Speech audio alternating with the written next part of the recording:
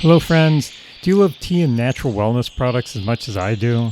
I've partnered with Positively Tea and Positively Botanicals, and I can honestly say I drink their organic loose leaf tea almost every day, and I love it. From organic teas to natural remedies, they offer high-quality products that support a healthy, mindful lifestyle. When you shop through my affiliate link, you not only discover amazing products for yourself, but you also help support the podcast. Visit the link in the show notes to explore their selections today. And for you coffee lovers, they have you covered as well. Treat yourself, support the show, and keep connecting with the natural world.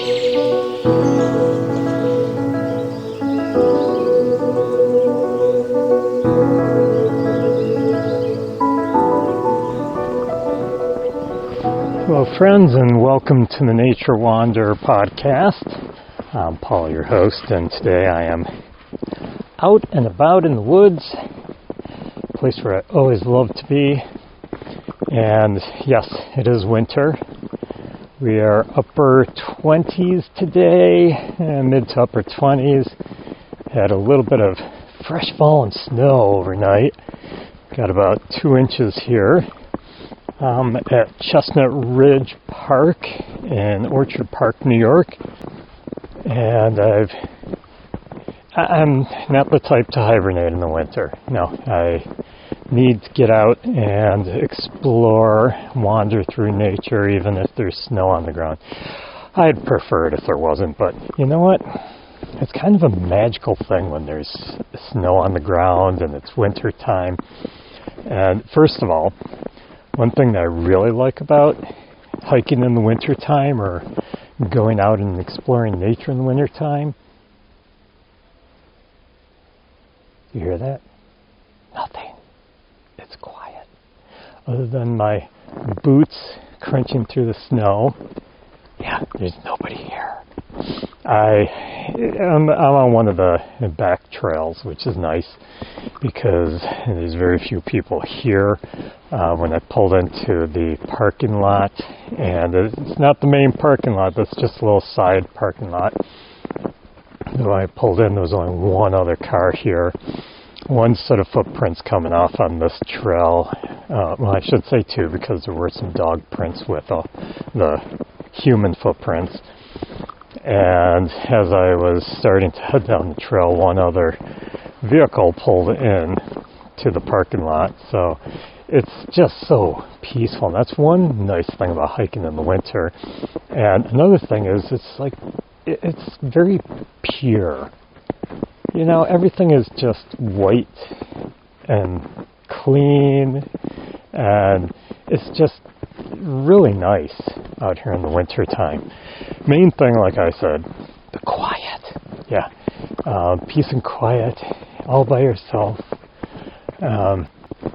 It's just so nice out in the woods in the wintertime. But every year I like to do this episode, and it's all about winter hiking safety. Yes, that's what I want to talk about today, winter hiking safety, because although it is very peaceful, it is very nice, you're all alone, that can be a dangerous thing too. You do need to take precautions when you're out in the woods in the winter time. There's a lot of dangers out here in the winter time, and I don't mean just animals and stuff like that. I mean, that's any time of the year where you have to be careful of that. But I'm talking about some of the stresses of cold. You have to worry about hypothermia. You have to worry about cold stress. There are some precautions you need to take. When I'm out hiking in winter, one of the biggest dangers I always keep in the back of my mind is cold stress. What I mean by that is that moment when my body starts losing heat faster than it can produce it. When it's really cold out and you have these winter conditions, you can lose the heat of your body in many ways that are Well, you don't understand them. It just happens. All of a sudden, you notice yourself getting very cold. You start shivering. You know, it can happen. So you need to watch out for that. You need to prepare for it. That's the big thing.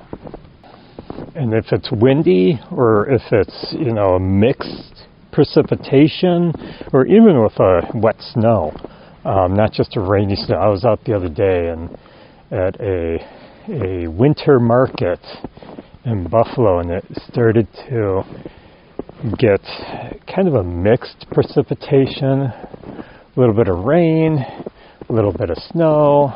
So yeah, you had the mixed precipitation, and we were all getting a little bit wet, so we made sure we took some shelter when it started coming down a little bit harder. But you can lose heat pretty fast that way. Now, the two biggest culprits of this heat loss, this heat stress, is wind and moisture, and that's what we had at this winter market. There was a windy day. It started to get mixed precipitation, and that's why we had to be careful. But luckily, we were close to our cars. We had a warming shelter there, too. There were a couple of other buildings we could go in, so we were all right. But these are things you have to be careful of. And we had some pretty decent winds at this winter market, but it doesn't take these high winds. Even the light breeze pulls heat away from any exposed skin. So in winter, the wind chill factor, I'm sure you've heard that on the news. When you've been watching the weather, they talk about wind chill. It can make the air feel 20 or 30 degrees colder than the actual temperature. So when you get this wind, yeah, you're feeling even colder. And that's because the wind strips away the thin layer of warm air that your body naturally creates, causing you to lose heat much faster. So if it's 25 degrees, which is probably what it is today, but there's no wind at all here. It is so calm. It's a beautiful day to be out hiking. But anyhow, so if it's 25 degrees like today, there's a strong wind, your body could be losing heat as if it were 0 degrees. So you got to watch out for these things, and you have to prepare for it. And then the moisture is even more dangerous than wind. Whether it's sweat, melting snow, yes, I did say sweat. Yeah, some people I've seen where they bundle up a little bit too much, and then they're hiking pretty heavily through the woods, and they didn't dress in layers, and they start sweating. If you dress in layers, you can remove a layer if you're getting too hot. So I've seen it happen. I've done it before. I didn't dress properly, and I started sweating, and then you get wet. I mean, sweat is moisture. It's wet. So, yes, I did say sweat. Sweat, melting snow, rain. Maybe you fell and got into some slushy water. I've crossed creeks while I've been out hiking in the wintertime.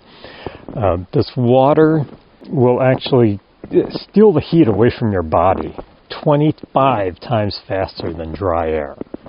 That's amazing. So you're going to, if you get wet, yeah, you're going to get chilled very rapidly. So the base layers get wet, your body chills rapidly. Even if the air temperature isn't that cold, you will lose heat quickly. This is why when I'm out hiking in the winter time, I dress in layers. Here's your first clue as to what to do. Preparing for a winter hike, dress in layers. That way I can take off a layer or add a layer, depending on my temperature. That keeps me from getting too overheated or too cold. And if you have wind and you have this moisture, you're going to lose heat extremely fast. Your body will not be able to handle it. So this is why I'm saying, make sure you are prepared. Now, I did mention, this is one of the biggest dangers of hiking in the winter if you're not prepared, hypothermia. Okay, hypothermia is a nasty thing. It happens when basically your core temperature, your core body temperature, I should say, dips below 95 degrees Fahrenheit. That doesn't seem like it's very cold, but it is cold enough for hypothermia to start setting in. And it sneaks up on you, which is one of the worst things. First symptoms are usually very subtle. You don't even notice it. And you need to watch out for it because, like I said, it sneaks up on you. And before you know it, you're not thinking straight, you're not acting right, and you get very tired and you fall asleep and you never wake up. So watch out for hypothermia. Early signs, I want you to be prepared. Early signs of hypothermia. Got a nice little creek here. I just crossed a small bridge. I don't know if you can hear that. Yeah, there's a nice little creek flowing through the woods here. Just absolutely beautiful out here today. Anyhow, I want you to know the early signs. I want you to know what to look for, because if these signs start coming on, take precautions. Get someplace warm. Start warming yourself up somehow. Okay, first of all, uncontrolled shivering. I mean, if you're out in the woods and you're a little cold and you're shivering a little bit, no problem. But if you can't control that shivering, then there's a problem. Okay, uncontrolled shivering. Cold, pale skin. Feeling unusually tired. Like I said, you start feeling tired and you end up just laying down, going to sleep, and you never wake up. So, yeah, feeling unusually tired. Loss of coordination. You're stumbling, dropping things. Slower thinking. Irritability or unusual behavior. So you're not acting yourself. At this stage, these are the early signs. At this stage,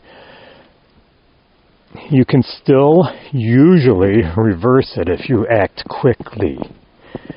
Now, moderate to severe signs. You may not notice it yourself, but maybe the person you're hiking with is acting this way. Then you should be careful. Get them to some help immediately. Okay, these are moderate to severe signs. Slurred speech. Not talking clearly. Shivering that stops, which is a very serious sign. If you're shivering, basically what shivering is your body trying to heat up. Your body is trying to move quickly, to heat itself up, to warm up. That's what shivering is all about. If you're shivering, uncontrolled shivering, and all of a sudden you stop shivering, your body's given up. It's like, okay, there's no way to warm it up. No way to warm this body up. Just give up. So you stop shivering. You know, that's a really serious sign. Memory problems, confusion, or acting strangely. If you start thinking that someone is showing some of these signs, ask them a very simple question. And if they can't answer it, they're in danger. Okay, get help immediately. Becoming very drowsy or unresponsive. So if you're talking to your friend and they're not communicating back with you, serious sign, okay? So what do you do if you start noticing these signs? If you start noticing the hypothermia has started to set in, whether it's an early stage or a later stage. So if it's the later stages, you need to get that person immediately to a hospital. Call 911. Okay? Get them there immediately. If it's the early stages, in yourself, you may notice it in yourself or in someone else. Okay, here's the immediate plan that you need to start taking. Stop and shelter. Okay? Get out of the wind. Go behind a boulder, a group of trees, or a shelter if possible. Build a shelter if you have time, but get yourself warm. Get to your vehicle if it's not too far away. Turn the heat on. Replace any wet clothing. So if you are wet, take them off, replace them, get out of that moisture, get on something dry. If you don't have anything to put on dry, wrap yourself in a blanket, whatever you can. Add insulation, put on all available warm layers. If you have an emergency blanket, I hope you do when you're going hiking in the winter, wrap it around the core. Apply warmth to your core. So a warm water bottle in the armpits or against the abdomen, not directly on the skin if it's too hot. You don't want to burn yourself, but a warm bottle, if it's really hot, wrap it in something, then put it around you. So you want to get this against the skin if it's warm, or between the warm bottle, put something between the warm bottle and yourself if it's too hot. Avoid heating your hands and feet first, okay? Get the abdomen under the armpit, then you can start working on that. If you do your hands and feet first, it can actually shock the body by drawing cold blood towards the core. And you don't want that. You want the warm blood heading towards the core. Okay, now drink some warm liquids if they're fully conscious, okay? If they're not, you don't want to give them anything to drink. Only give them something to drink if they are conscious, okay? Sip it. Don't take big gulps. Don't drink a lot all at once. Just sip it. Warm it up slowly. And you want to, this is something unfortunately a lot of people do when they're too cold. Oh, there goes a deer running through, two of them, running through the woods. Something that a lot of people think when they're cold, like sitting at a cold football game in the bleachers, they'll drink alcohol to warm themselves up. No, avoid alcohol. Avoid caffeine. So you don't want to drink high caffeine energy drinks. You don't want to drink coffee. You want to avoid those things. Just warm water is really good to warm your innards. Keep moving gently. Light movement helps generate heat, but don't do anything strenuous.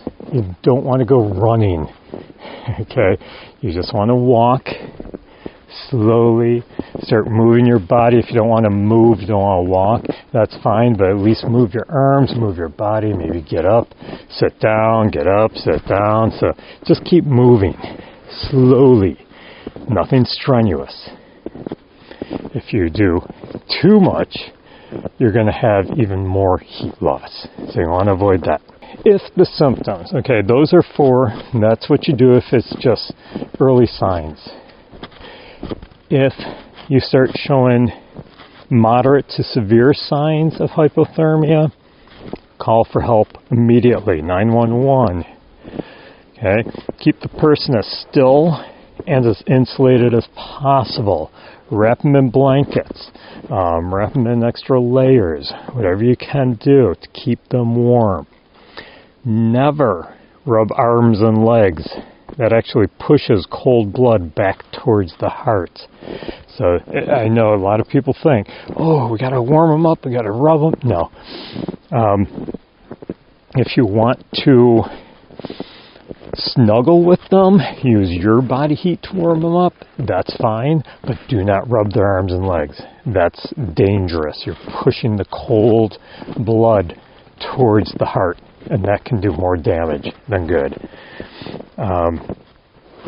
Yeah, so that's what you do. I know, all those things for the early signs and just a few things for the later signs. Well, the reason is, if they're in late stages of hypothermia, you need to get them help immediately.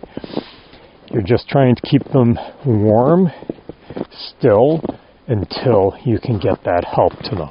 And once again, old wives' tale, do not rub. Do not rub the arms and legs. So hypothermia is one of those conditions where, quick decisions make all the difference. So do what you can to avoid hypothermia. keep warm, dress in layers. Okay. Let's talk another danger. Frostbite. What is frostbite? Well, basically frostbite is the freezing of the skin and the underlying tissues when they're exposed for long periods of time to cold. Basically, your skin and the underlying tissues are getting way too cold because they've been exposed too long, and they start freezing. So that is what frostbite is. It most commonly affects fingers, toes, your nose, your cheeks, and your ears. And the reason is because those things are usually exposed more. I know I'm out hiking right now, and because I'm doing a podcast, my mouth is not exposed. If it was windy, well, first of all, I probably wouldn't be out here right now, but if it was windy, I would have my gaiter up. I have a gaiter that I wear when I'm out and hiking in cold weather.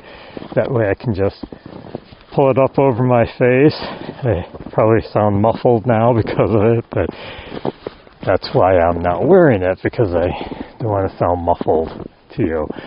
But I have my gaiter. I usually have that up around my mouth, up around my face to help keep that part warm. But still, my cheeks might not be covered. My nose might not. Always wear a hat. I don't like wearing hats, but in the wintertime I do, just to keep my ears warm. So all those things that are exposed, and there's less blood flow to those areas too. So that's why they're more prone to frostbite. Now, frostbite happens because basically the cold is causing the blood vessels to constrict. Less warm blood reaches these extremities. If the cold continues, the fluids in the cells start to crystallize and damage the tissue. Now, it happens much faster when the skin is exposed to wind. Wind chill, I was talking about it earlier, greatly accelerates the freezing. It's a lot colder with the wind, so these areas will freeze much quicker. If your clothing or your gloves are wet, once again, moisture makes you lose heat quicker. So another reason that you could get frostbite much quicker. If you're dehydrated or you have low energy, your body is prioritizing your core warmth. And therefore, your extremities, they start to freeze quicker. If you remain still too long, that will also increase the chance of frostbite. So if you take a break from hiking, I know sometimes when I'm out hiking and maybe I go up a hill like I'm doing right now, when I get to the top, I'll just stop, take a short break, relax a little bit. If you take that break too long, you're resting too long, and you have a chance of, the blood's not flowing as well, so you have a better chance of getting frostbite. Also, if your boots are too tight, you're not getting the circulation to the extremities. Frostbite sets in. So those are the reasons for frostbite.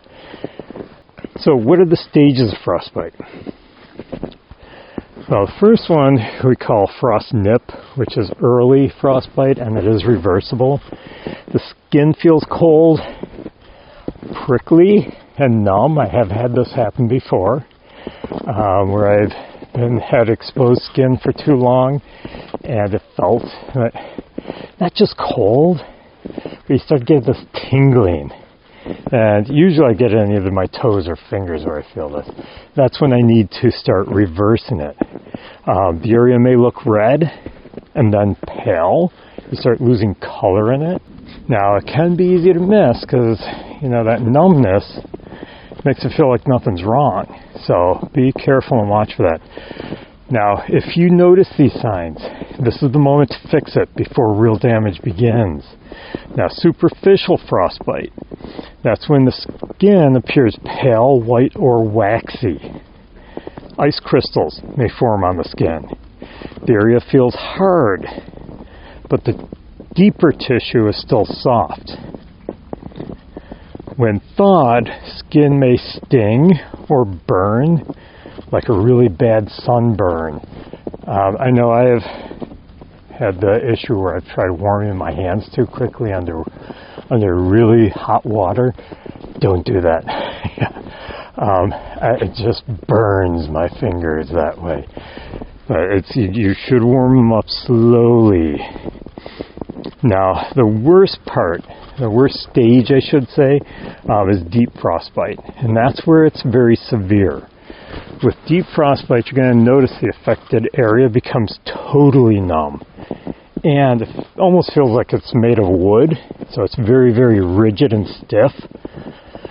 Blisters can appear within hours after you rewarm the area. Tissue damage is likely. It's basically a medical emergency. It can lead to a permanent injury, infection, or loss of the frostbitten area. They may have to cut your finger off. So you need to take immediate action. And that means call 911, get to an emergency room, get some first aid immediately because you have severe frostbite. Hopefully it didn't get that bad. Hopefully they can reverse it.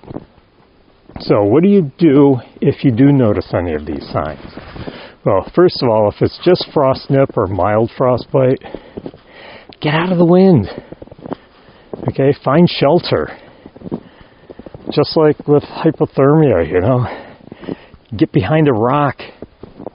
Find tree cover. Anything that is going to stop or block that wind. Rewarm gradually. Let me repeat that. Gradually. Yeah, don't do it too quick, but start rewarming the extremities slowly. Use warm water, usually somewhere around 100 degrees. I know that sounds like it's hot, but no, that's mildly warm water. So use some warm water, lukewarm, not hot, warm gradually. Or you'll get, if it's too hot, you're going to notice it starts stinging. You may get a little bit of stinging, but it's going to be really severe stinging if you warm it too quickly using hot water. Avoid friction. A mistake a lot of people make is if they notice signs of frostbite on their fingers, they start rubbing their hands together. Rubbing can actually cause more tissue damage, so don't do it. If you don't have like a warm water bottle or some hand warmers, always good in the winter. Keep some hand warmers, those little packs that you just smack them and they start getting warm. Keep some of those with you. Yeah, but if you don't have anything like that, blow into your hands with your breath. Don't do it too much because you're losing the heat from yourself too. Get them in some extra layers. Anything you can do without rubbing them. Now, if it's more severe, the frostbite, do not thaw.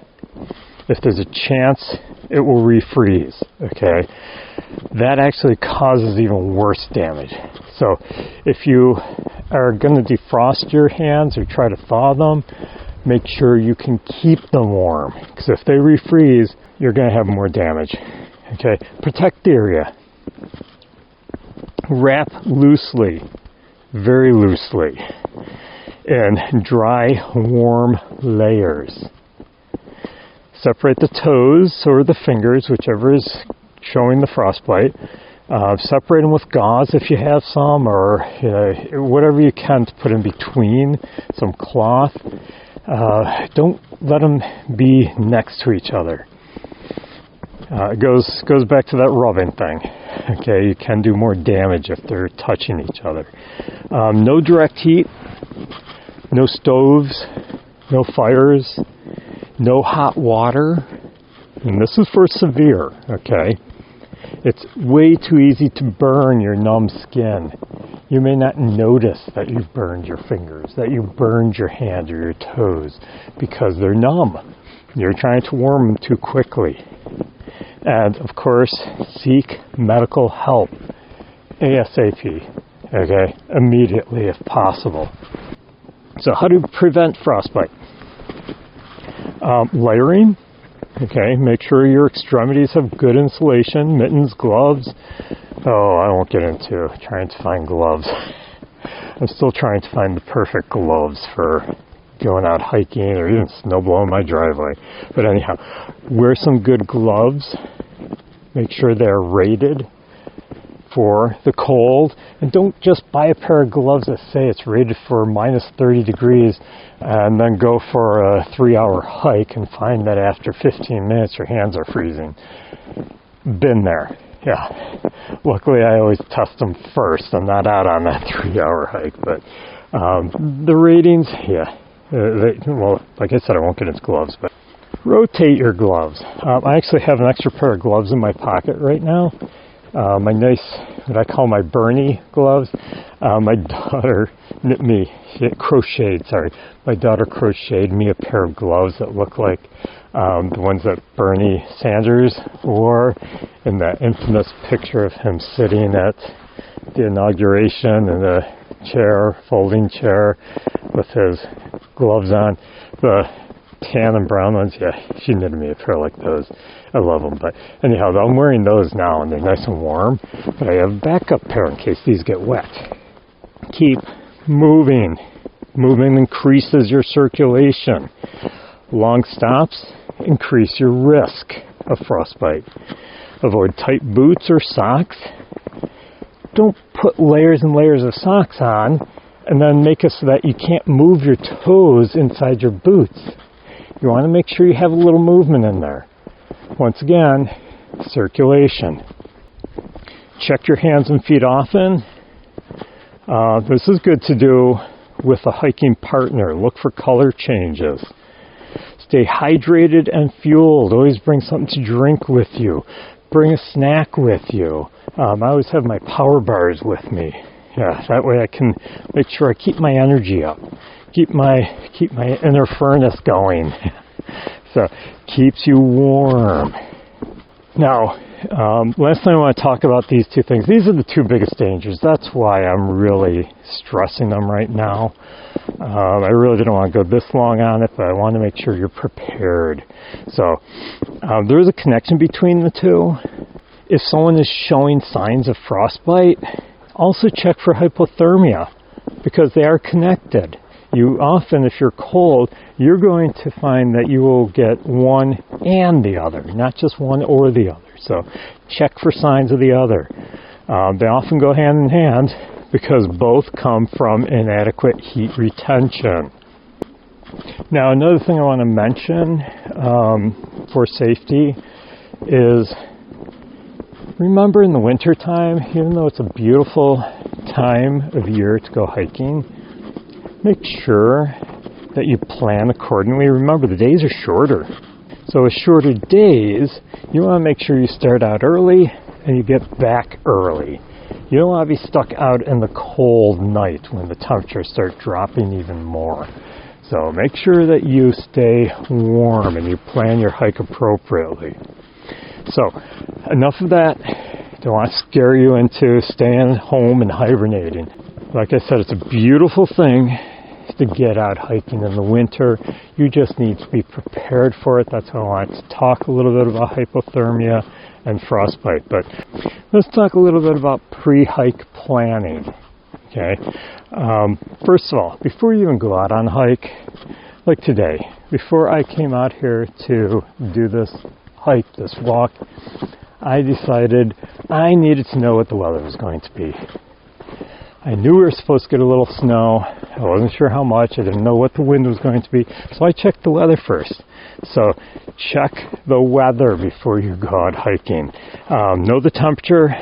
Know how cold it's going to get. Check wind chill. Check the wind.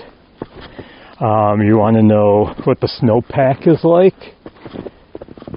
Is it going to be too deep where you can't actually get out there and do your hiking easily? It's going to be too strenuous, which once again, if it's too strenuous, you start losing heat very quickly. Check to see if there was maybe ice. I know when I was out this morning shoveling my driveway, the driveway was a little bit slick. It was a little icy because we had some freezing rain before the snow came in. So check and be prepared for that. You may want to, choose a different day if there's going to be ice on the trails. Also watch for storm fronts. I watch the weather and I want to know not just what it's doing now, but what it's doing later. So I may be out on my hike and suddenly we get snow. I know there's more snow coming in, but it's not coming in until late this afternoon. So I figured, I've got enough time. So watch those things. Okay, so after you've checked the weather to make sure it's okay to come out and do your hiking, the next thing you should be doing is you should know your terrain. So know what trails you're going to take, know if you're going to be going up a steep hill, maybe you're going up a lot of steep hill. Know your terrain, know what you're getting yourself into. That's what I'm talking about. Make sure that if you're in the mountainous region, you know the chance of avalanches. Check all that. There's a lot of reports out there, a lot of places you can go to find reports about all that. So know your terrain where you're going. Know the area. Okay, check maps if you've never been there before. Check some online forums about that area. Next thing, and I stress this all the time, daytime. Summer hiking or winter hiking. Always let someone know where you're going. Okay, tell someone your plan. Tell them when you're leaving, when you're coming back. I let my wife know before I took out. I told her, I says, I'm going hiking today. I'm going to record a podcast. I should be back by this time. Here's where I'm going. This is my planned route. If I decide to go somewhere else, I'll send her a text message. So that's what you need to do. Someone needs to know where you are, just in case. Okay, if you're not back in time, they're going to send help for you. At least I hope they will. Okay. Also, know your limits. Okay, if you plan, I'm going to do a 7-mile hike today. The weather's nice. There's no wind. Everything's perfect. I know the trail. And then you're out there and you didn't realize that the snow is going to be this deep. And so you are getting exhausted. Hey, it's okay. Adjust your pace. Adjust your distance for the winter conditions. During the summer, you probably could have done it no problem. It's a little bit different hiking in the winter time. So maybe you didn't realize your boots are not as well insulated. You're getting a little bit more cold. Make it a shorter hike. You can do that longer hike another time when you're up for it. Okay, so know your limits. So that's your prepping for a winter hike. Make sure you have appropriate winter gear. I talked earlier a little bit. Layering. Okay, make sure your base layer is moisture wicking. I actually went out and bought some moisture wicking t-shirts a couple years ago. I love them. It will actually absorb the moisture. It keeps the moisture off you. So first layer, your base layer should be moisture wicking. Your mid layer should be insulating, like fleece or wool. And then your outer layer should be waterproof, windproof, some sort of nice thick shell that will prevent any moisture or wind from cooling you too rapidly. Always make sure you wear a warm hat, gloves and mittens. I have my neck gaiter. I highly recommend those. Keeps the coolness off of your throat and off of your face. I can always pull it up over my nose, and then as I'm breathing, it actually warms my face. I love my gator. Bought it, I think it was like 4 years ago. I don't know how I went so long without having one of these. They're absolutely wonderful. If you're looking for a good one, I will put it on my Amazon store. It doesn't cost you any extra, and if you buy it through my Amazon storefront, you actually are supporting the podcast. So I will make sure I put a link when I get home from my hike. I will do that immediately. I'll put a link to the gator that I buy, the one that I bought. I highly recommend it. I love it. I actually thought I lost it this morning. I was searching everywhere for it. Couldn't find it. Thought I left it at my daughter's house. I sent her a text message, said she hadn't seen it. I was in a panic. It's like, I can't go out without my gator. I'm going to have to wear my scarf, and that's just all over the place all the time. But I found my gator. It was actually in the hood of my jacket. And it's like, oh yeah, that's right. When I got to my daughter's house on Sunday, I put it in the hood just so I wouldn't lose it. Silly me, but yeah, gator can't say enough about them. Also, extra socks. Yeah, do layers with your socks too, but once again, don't put too much on where your boots are tight. Okay, footwear. Make sure you have insulated boots, waterproof boots. Maybe you want to wear leg gaiters.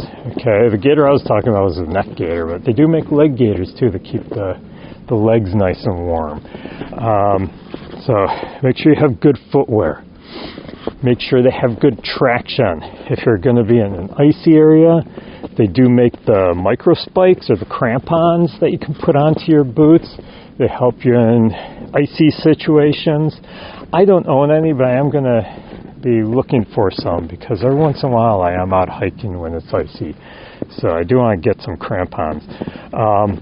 If the snow is really deep, you might want to think about snowshoes. Okay, all depends on the trail too. But snowshoes are great in the winter. I didn't even use mine last year, but I'm hoping to get out snowshoeing this year. Make sure you have navigation tools. Okay, a map, compass, GPS. And remember, cold weather drains batteries. So bring some extra batteries with you.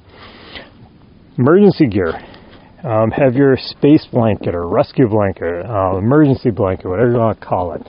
It's a nice waterproof blanket. It's usually they're shiny on one side, red on the other. They're real compact, so you can pack them away easily.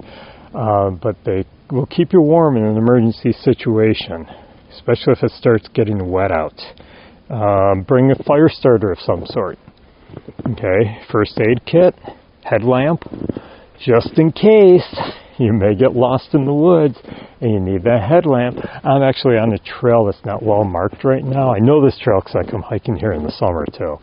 But the blazes are a little bit worn on the trees, so not well marked trail.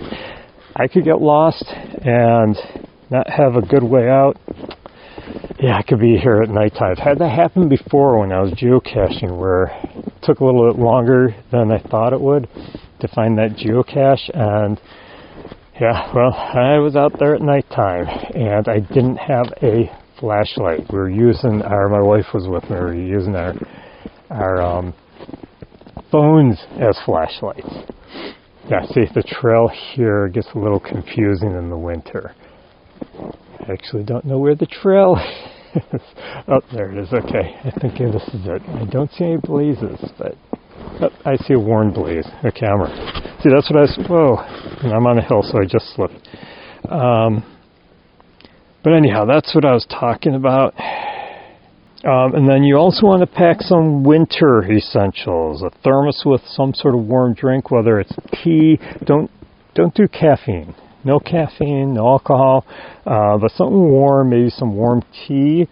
Herbal tea is great, decaffeinated. You may also want to try to just do warm water. Hot cocoa is okay, but it does contain caffeine, which is not good, not in the cold. But anyhow, yeah, take something warm to drink. and take some high-calorie snacks. I usually have my energy bars with me. I always keep them in my backpack. So that's what you should be packing. Your on-trail safety tips. Okay, pace yourself. Snow increases the energy use by 30 to 50%.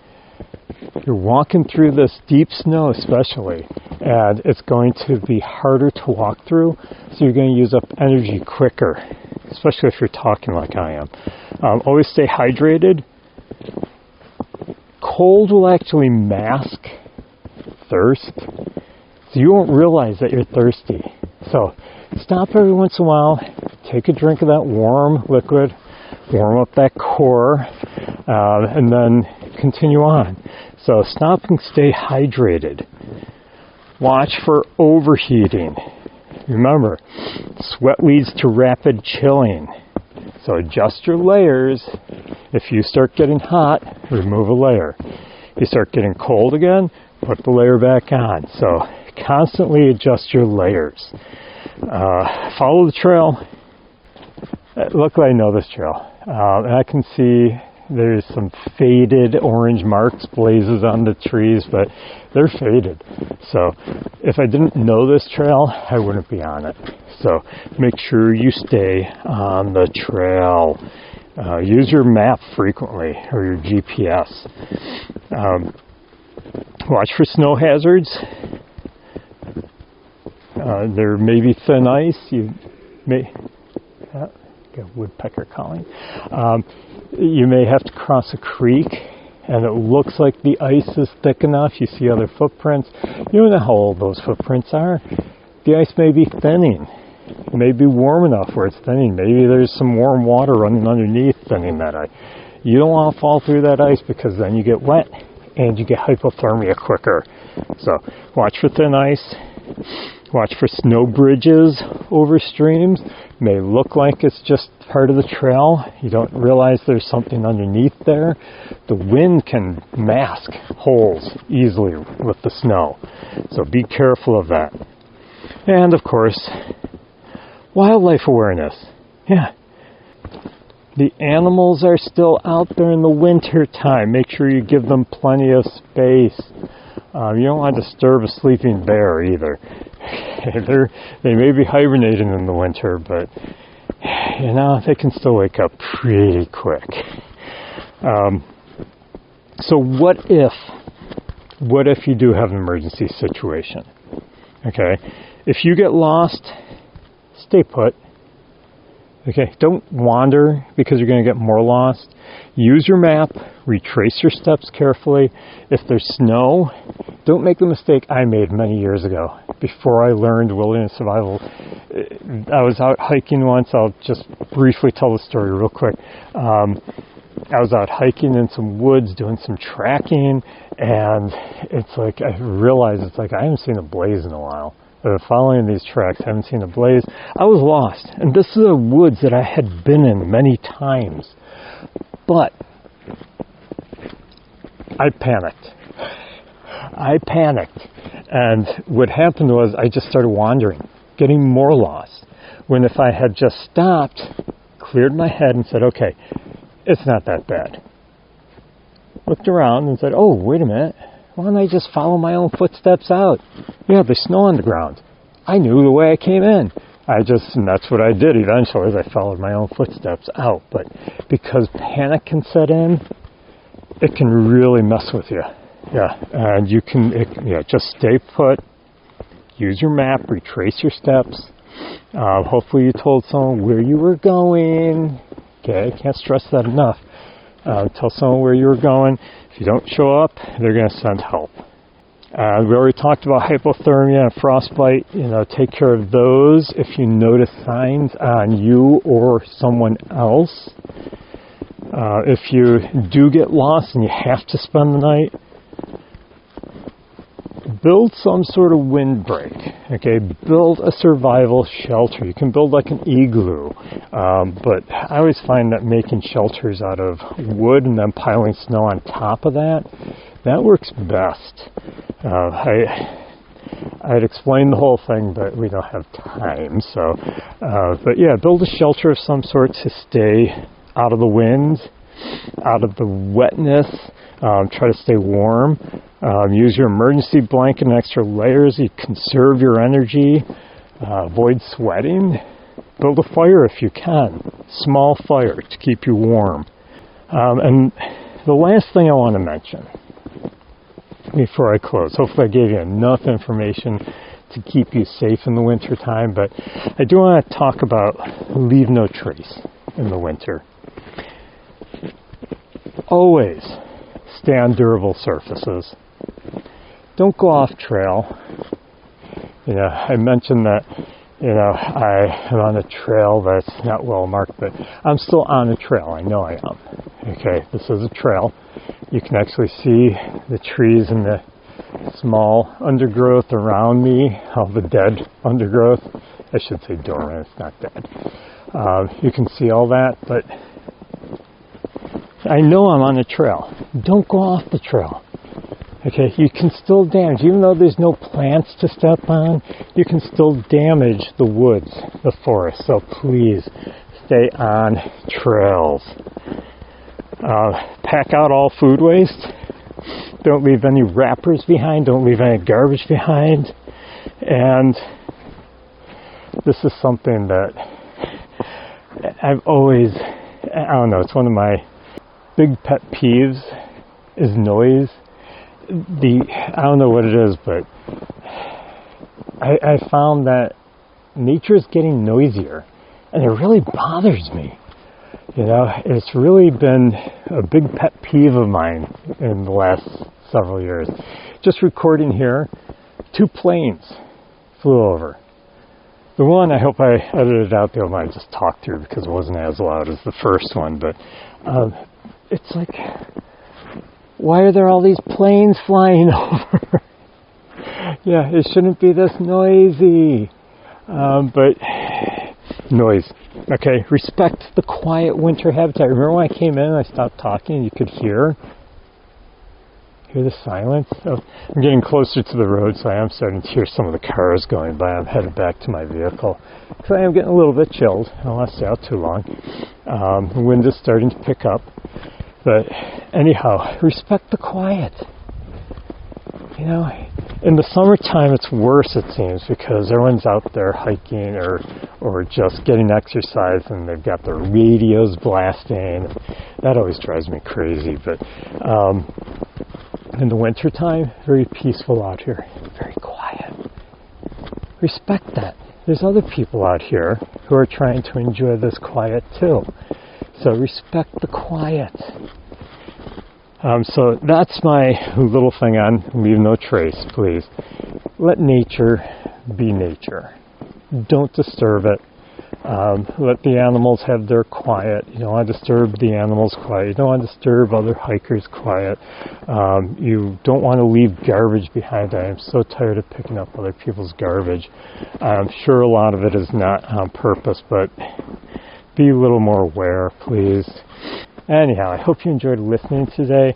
Like I said, I'm headed out back to my vehicle. I've been out here for quite a while, and it is starting to get cold. I did tell my wife I'd be back at a certain time, so I want to make sure I get back in time. Don't want her calling the police. Of course, she always knows I'm a little late anyhow. But anyhow, hope you enjoyed listening today. Invite your friends, bring more people along. The more the merrier. If you'd like to support the podcast, visit the show notes for a link to my Ko-Fi page. You can also support the podcast by purchasing awesome items at my online merch store. I've got some new t-shirts and sweatshirts. Stay nice and warm. Lots of good warm gear that says Nature Wanderer on it. You can also get merch for my other podcast, The Forest Connection. So go to my merch store. The proceeds from that help support keeping the podcast going. If you like to journal your wanderings, don't do it while you're hiking in the winter. I don't want you having to take your gloves off and chancing frostbite. But yeah, get one of my nature journals. The link is in the show notes for the nature journals. And I will leave some winter hiking gear, like the gaiter. I'll have a separate little section in my online Amazon store. Yes, you are supporting the podcast. You're supporting the Nature Wander and the Forest Connection podcast if you go to my Amazon store. It doesn't cost you anymore. Nope. You still get the great Amazon shipping and the great prices, but part of the proceeds do go to help out the Nature Wander as well. So go to my store and I'll leave some great links to some items that I have used while winter hiking, or some that I have had recommended to me by friends of mine who have used them. I do check everything out, so I'm not just going to throw something at you. But anyhow, I hope you enjoy the rest of your week. Stop back next week for another episode of the Nature Wander podcast. Have a great one and keep exploring the nature around you.